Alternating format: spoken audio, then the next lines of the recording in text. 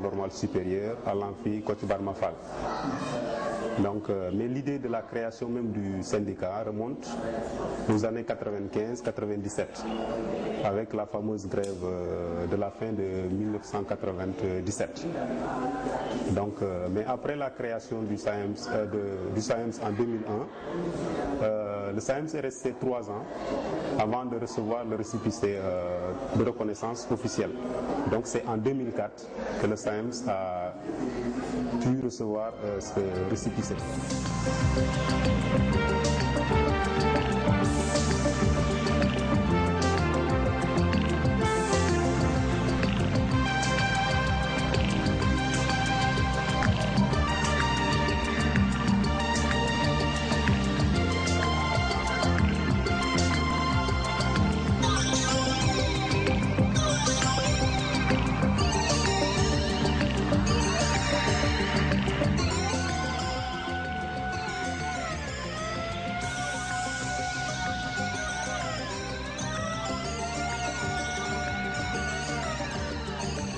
Pour nous, le concept de Week-end SAEMS, en fait, ça recouvre une certaine réalité.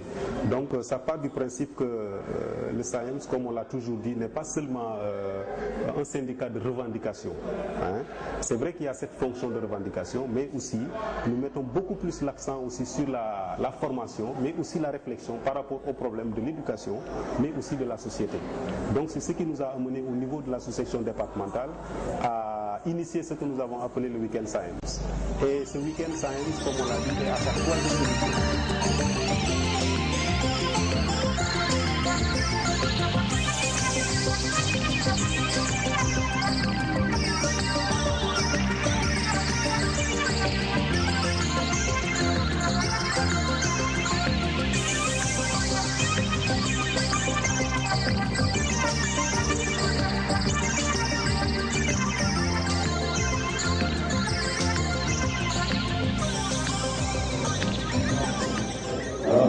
Les activités vont commencer par des allocutions du camarade régional départemental du SAEMS, M. Jacques Mamoukena, suivi du mot de bienvenue de M. le maire de Bignona, représenté ici par son adjoint, et il sera suivi du mot d'ouverture que va prononcer le président national, M. Mamadou Lamine Diallo. Étant donné que M. l'inspecteur d'académie et M. l'inspecteur Linen, départemental, devraient faire une allocution en même temps une communication, nous avons préféré qu'ils intègrent l'allocution dans la communication. Voilà. Je vous remercie. Donc, nous demandons votre attention parce que nous aimerons que le débat soit un débat assez relevé et que les collègues soient attentifs à ce qui sera dit ici, puisque nous avons d'éminents conférenciers qui vont nommer des contributions de haute facture, et donc nous pensons que nous dirons beaucoup de choses de ces communications. Alors, les communications démarreront bien sûr après les allocations avec M. Alain Gabi, qui est sociologue à l'Université de Ziguinchor. Il sera suivi par M. Yaya Koli, inspecteur de l'éducation de la formation, Bignona 1. M. Keradji Amour Fall, qui va nous rejoindre plus tard. Il s'est excusé, mais il va arriver plus tard. Il y a M. Gannaser, inspecteur d'académie de Ziguinchor, et M. le préfet de Bignona, qui a promis de nous rejoindre. Il sera représenté par son adjoint qu'on attend du but à l'heure. Donc nous allons bientôt démarrer la cérémonie. Madame la présidente de la scolarisation des filles de Bignona, chers journalistes, chers camarades militants et militantes du SAEMS, honorables invités. Je voudrais, au nom du bureau de l'association départementale SAEMS de Bignona, et à mon nom propre, vous souhaiter la bienvenue parmi nous et vous dire merci d'avoir bien voulu honorer votre présence, notre invitation. Nous ne le dirons jamais assez. Si le SAEMS, syndicat autonome des enseignants du moyen secondaire au Sénégal, est un appareil de mobilisation pour la défense des intérêts matériels et moraux de ses membres, il est également un cadre, un espace de rencontre fraternelle, d'échange et de partage d'idées de réflexion, mais surtout de formation. Ainsi, le 8e SAEMS qui a fini de s'inscrire dans l'agenda de notre section, grâce à la mobilisation des militants, mais surtout à l'engagement des coordonnateurs des ISP qui se donnent corps et âme, est devenu une activité phare, un moment privilégié de mise en œuvre de cette vision, de cette politique d'allié. Et ce, à côté d'autres activités telles que l'organisation de réunions d'information, de formation mensuelle, la tournée départementale que nous organisons chaque année. En espérant qu'au terme des réflexions et des échanges qui vont suivre, nous sortirons tous enrichis, plus conscients, plus motivés et surtout plus engagés à œuvrer au service de l'école et de notre société. Je vous remercie de votre aimable attention.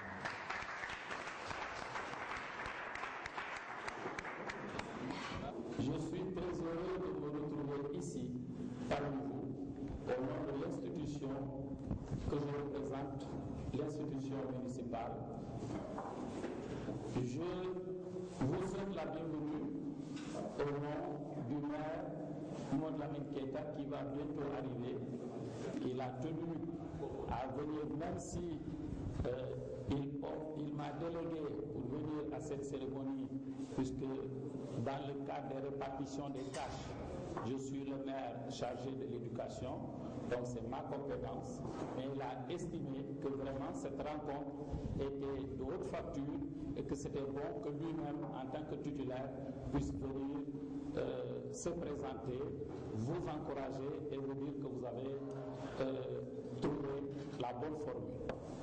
Cette occasion qui va nous permettre de parler de l'éducation au service de la communauté et de la paix en Casamance va être l'occasion, disais-je, de nous interroger, comme l'a dit mon prédécesseur, sur le rôle que l'école doit jouer dans ce processus de paix que nous souhaitons aboutir très rapidement, parce que nous avons beaucoup souffert. Et vous, les enseignants, vous êtes les premiers à en souffrir parce que vous travaillez dans des conditions assez difficiles.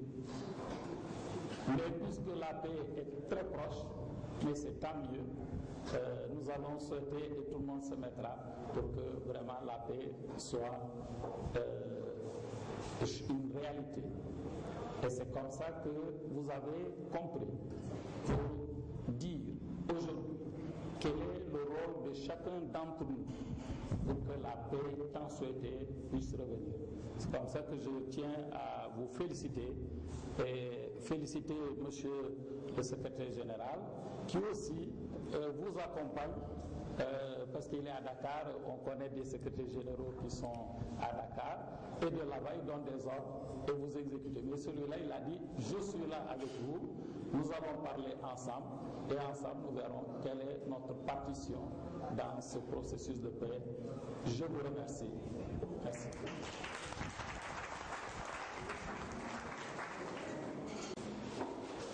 Monsieur l'inspecteur d'académie de Ziguinchor et chers partenaires, Monsieur le préfet du département de Bignona, Monsieur l'inspecteur de l'éducation et de la formation de Bignona 1, Monsieur l'inspecteur de l'éducation et de la formation de Bignona 2, Monsieur le maire de la commune de Bignona, Messieurs les panélistes, Monsieur le président du collectif des chefs d'établissement de Bignona,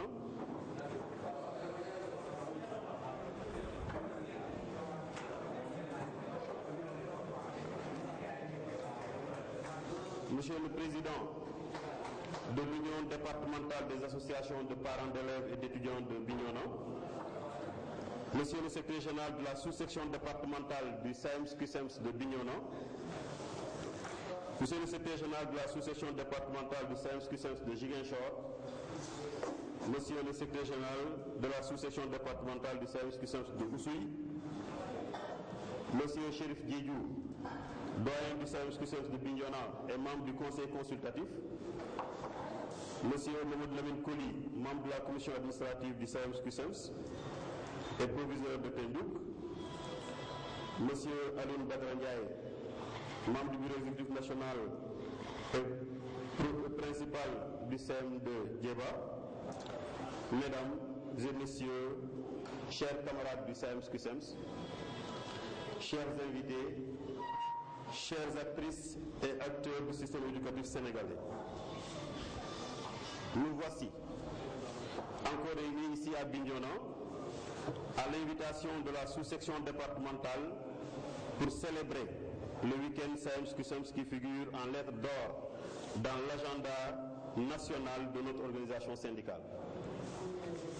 Cette manifestation se tient pour la troisième fois et entre dans le cadre de la formation syndicale des militantes et militants de notre organisation en général et de nos membres en particulier. L'année dernière, en cette même circonstance, je formulais le vœu que cette initiative du SAEMS-CUSEMS de Bignona fasse école. Autant dire que ce vœu a été exaucé par le Tout-Puissant, en ce sens que du nord au sud, d'ouest en est, les différentes sous-sections du syndicat rivalisent d'ardeur pour se mettre à niveau. La dernière en date est celle de la sous-section départementale de Sédhiou, tenue le 4 mai, à laquelle la sous-section départementale de Bignona a été représentée par le camarade Mohamed Lamine Mané. Chers camarades, l'édition 2013 de Bignona revêt un cachet particulier en raison du thème qui trouve toute sa pertinence dans le contexte actuel de notre pays. Je cite, l'éducation au service de la communauté et de la paix en Casamance. En effet, au moment où les communautés se désengagent de plus en plus de la chose scolaire et les collectivités locales peinent à jouer pleinement leur rôle, qui, mieux que les enseignants que nous sommes, et de surcroît les syndicalistes, est mieux placé pour relancer le débat afin d'amener les uns et les autres à se rapprocher de l'école et de sa fonction d'éducation, de ce que la communauté a de plus cher, je veux nommer ses enfants ou alors sa progéniture. De plus, l'école en tant que lieu de façonnement, de formatage et de formation des enfants de la nation, dans la perspective de construire l'avenir de notre cher pays, cette école est le creuset par excellence pour asseoir les fondements de la paix et des valeurs citoyennes. Dans un contexte marqué par un conflit de plusieurs décennies, nous trouvons tout à fait normal que le SAEMS-CUSEMS de Bignona et au-delà toute l'organisation syndicale tente d'apporter sa contribution dans le processus de paix en cours. Et cela sans démagogie et dans un esprit positif et sincère. Par ailleurs, choix ne pouvait être plus judicieux que celui porté sur les éminents panélistes qui sont là devant nous et qui ont fini de prouver leur expérience et leur expertise dans les différents domaines respectifs. Je ne saurais terminer mon discours sans transmettre les salutations militantes et fraternelles des camarades du bureau exécutif national et également présenter les sincères excuses du camarade président d'honneur qui, sur le chemin pour arriver à Bignona, a rencontré quelques soucis mécaniques qui donc ont retardé son arrivée. Nous serions toujours espérés que d'ici la fin de la séance, il pourra nous rejoindre. Et si vous le permettez bien, je laisserai le soin à monsieur l'inspecteur d'académie de déclarer ouverte la 3e édition du week-end SAEMS-CUSEMS de Bignona. Je vous remercie. Je voudrais donc sans transition, en mon nom et au nom de toute la communauté éducative, souhaiter la bienvenue à Monsieur le Secrétaire général national du QCEMS et me réjouir vraiment de sa présence ici parmi nous. Présence qui témoigne effectivement de son engagement pour la cause de l'éducation et de la formation, mais présence également qui témoigne de son engagement pour le thème qui nous réunit aujourd'hui.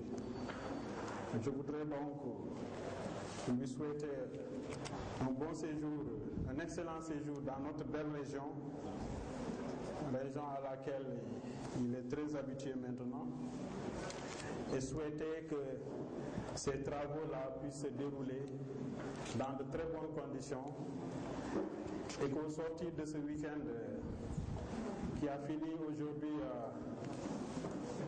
vraiment d'occuper une place de choix dans l'agenda académique, donc souhaiter qu'au sortir de ce week-end, vraiment des recommandations fortes puissent être formulées en direction de tous les acteurs de paix et de développement. C'est par ces mots que je voudrais donc déclarer ouverte donc la 3e édition du week-end Science QCEMS de la sous-section départementale de Bignona.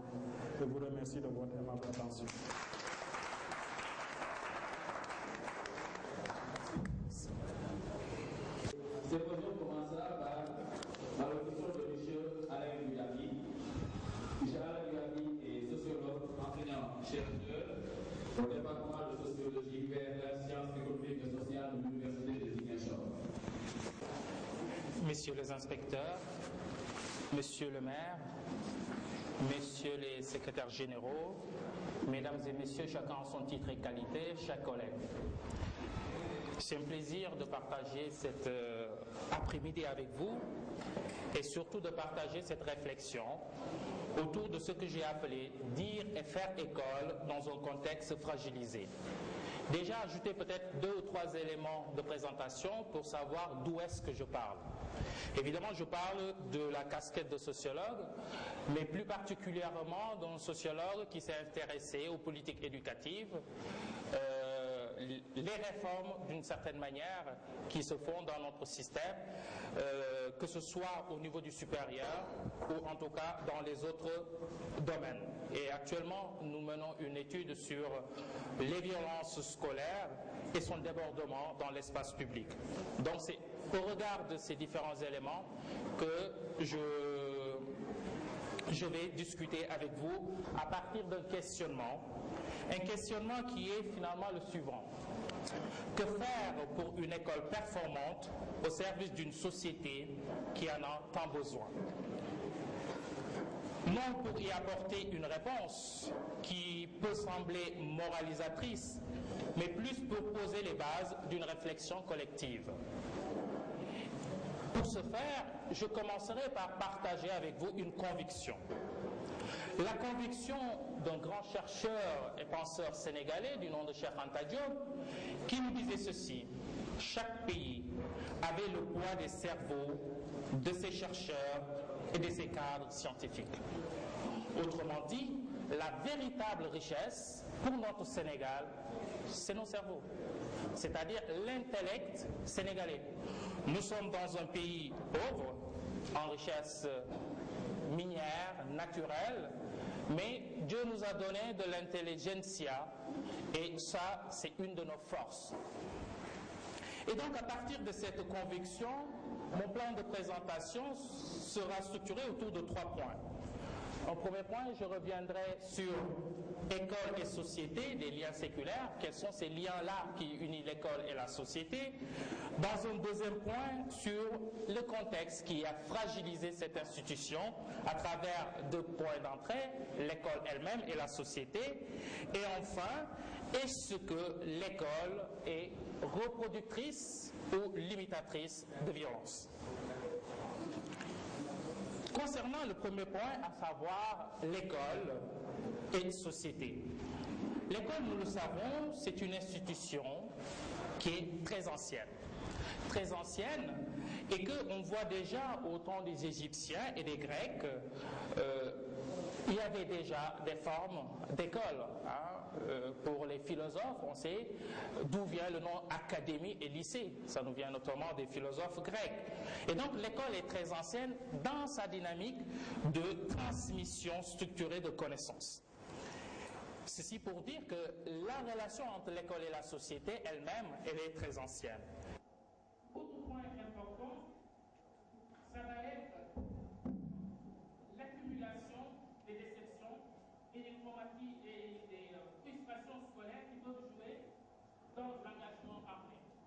Nous n'en avons pas des éléments concrets pour ce qui est de la Casamance, mais des recherches ont montré, notamment ici je cite des recherches d'un collègue et ami Éric Lanoux qui travaille sur les conflits en Côte d'Ivoire et qui montre clairement dans ceux qui ont fini par prendre les armes, ceux qui ont été dans la rébellion, il y avait beaucoup de frustrés, comme il l'appelle, scolarisés ou des fonctionnaires qui ne se retrouvaient pas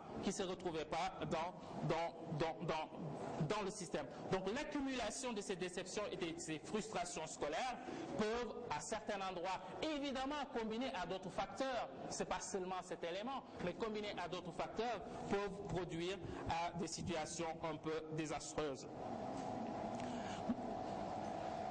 Aussi, si on regarde la question même des violences au niveau de l'école, nous en avons identifié deux logiques. Il y a l'existence de problèmes extérieurs à l'école et qui viennent se manifester au sein même de l'école. C'est-à-dire quelqu'un qui a un problème extérieur avec un membre de sa famille et parce qu'il n'a pas réussi à résoudre ce problème qui ne concerne pas l'école a priori, transfère ce problème à l'école et nous le gérons. Nous gérons ces difficultés. Et donc ces facteurs de violence qui ne sont pas nés de l'école, mais qui sont transférés de l'école, de la société ou du collectif à l'école et qui peuvent poser problème. Donc à partir de ce moment, l'école devient un réceptacle de cette violence-là et parfois l'école y contribue à limiter parce que l'enfant, l'élève va rencontrer une administration compréhensive, va rencontrer des enseignants à l'écoute et que ces enseignants vont aider ce jeune, cet apprenant à résoudre ce problème personnel. En ce sens, l'école aura contribué à amener la paix et à amener la paix sociale. Et quand on amène la paix sociale, on amène la paix tout simplement. Deuxième logique qu'on a observée, c'est que l'existence de problèmes propres aux établissements et qui se manifestent en dehors, et notamment dans l'espace public. C'est le cas des grèves. C'est-à-dire qu'il y a un problème. Et les problèmes dans nos écoles, il suffit de regarder un tout petit peu, nous en trouverons forcément. Ça rejoint ce que je disais tantôt, la question des moyens. Alors, est-ce qu'il faudrait-il, chaque fois que les moyens n'y sont pas, est-ce qu'il faudrait aller en grève, c'est-à-dire pousser le mécontentement dans l'espace public? Question. La violence elle-même est définie, ou plutôt se manifeste autour d'une forme de revendication. Et quand elle se manifeste, c'est plutôt, on a une violence militante. Les violences militantes, on le connaît dans le mouvement étudiant. J'aimerais remercier les responsables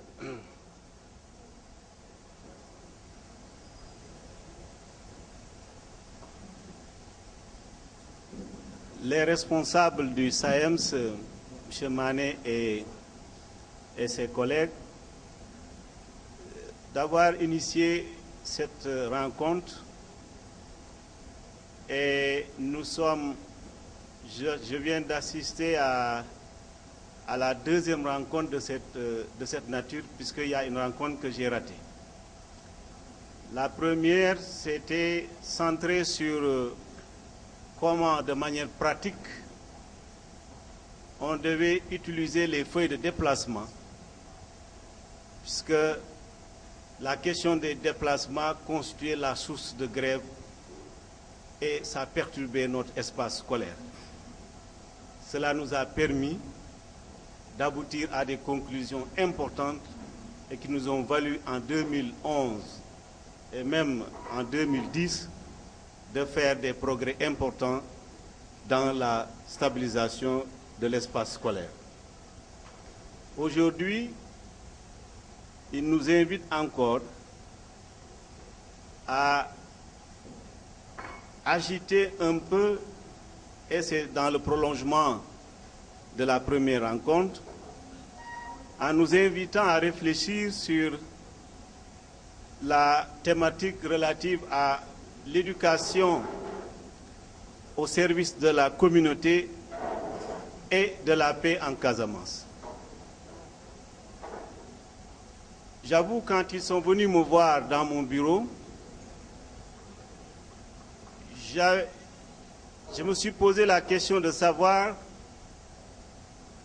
qu'est-ce que je vais pouvoir dire par rapport à ce thème-là. Est-ce que je vais agiter les grandes questions ou bien je vais tout simplement m'appuyer sur des cas pratiques, sur notre vécu de tous les jours, pour que, à partir de cela, qu'on puisse nous-mêmes tirer les conclusions qui s'imposent. J'ai choisi la deuxième option puisque la posture que j'occupe me permet à l'heure actuelle d'être à la fois un acteur, mais également quelqu'un qui est imputable de résultats, à qui on attend qu'il fasse des résultats. Cette double posture m'oblige en ce moment-là à pouvoir fournir à la société, à la communauté dans laquelle je participe, des éléments de réflexion, des éléments qui permettent d'inverser ici ou là les stratégies qui sont avancées